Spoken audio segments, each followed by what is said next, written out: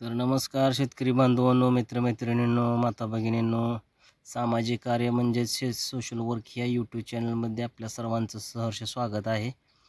तर जो आजचा हवामान अंदाज आहे त्या अनुषंगाने आपण आपल्या शेतकरी बांधवांसाठी व्हिडिओ बनवण्याचा प्रयत्न करत आहोत। तर फळबाग शेतकऱ्यांसाठी आता खूप महत्त्वाची माहिती आहे। तर हवामान विभागाने ज्या सकाळचा अंदाज जो वर्तवला होता त्या अनुषंगाने महाराष्ट्र राज्यात आणि लगतच्या भागांमध्ये वादळी वाऱ्यासह रिमझिम तर काही स्वरूपात मुसळधार पाऊस पडण्याचा अंदाज हा वर्तवलेला होता। तर त्या अनुषंगाने आपण आज महाराष्ट्रासाठी बघणार आहोत की कोणत्या भागामध्ये किती पाऊस आणि कसा पाऊस पडणार आहे। आणि तर चला आपण व्हिडिओ चालू करू।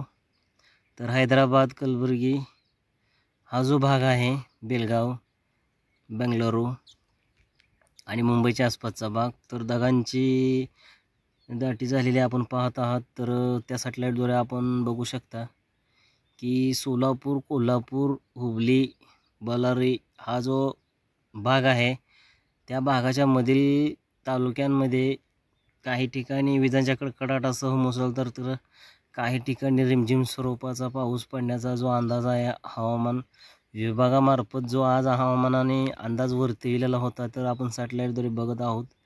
विजापूर, सांगली, सोलापूर, कलबुर्गी आणि अकलूजचा काही भाग आहे।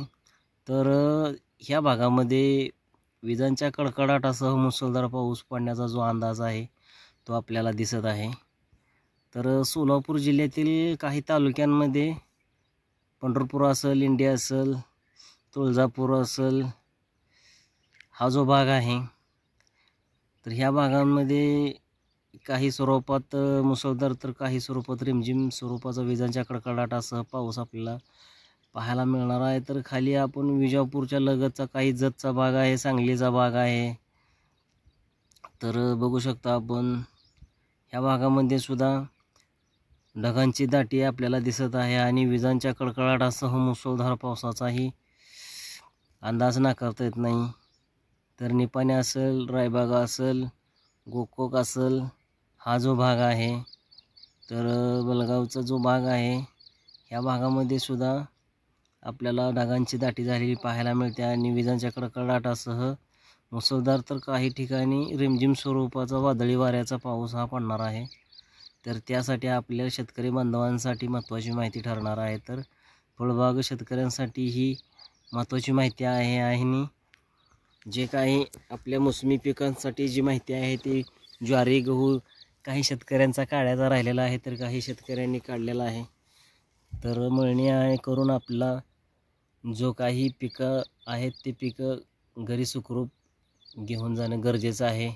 तर त्यासाठी मशागत करून पटदिशी घेऊन जाणं महत्त्वाचं ठरणार आहे। तर ह्या अनुषंगाने आपण असे नवीन नवीन व्हिडिओ आपल्या सामाजिक कार्य म्हणजे सोशल वर्क ह्या यूट्यूब चॅनलच्या माध्यमातून आपल्यापर्यंत पोहोचवण्याचा प्रयत्न करत असतो। तर आपल्या चॅनलला सबस्क्राईब करत चला आणि आपण हा व्हिडिओ कुठून पाहता तर तेही कमेंट बॉक्समध्ये आपण लिहित जा, जेणेकरून आम्हाला आमचा व्हिडिओ कुठपर्यंत पोहोचत आहे आणि आपण कुठून हा व्हिडिओ पाहत आहात हे आम्हाला माहीत पडेल।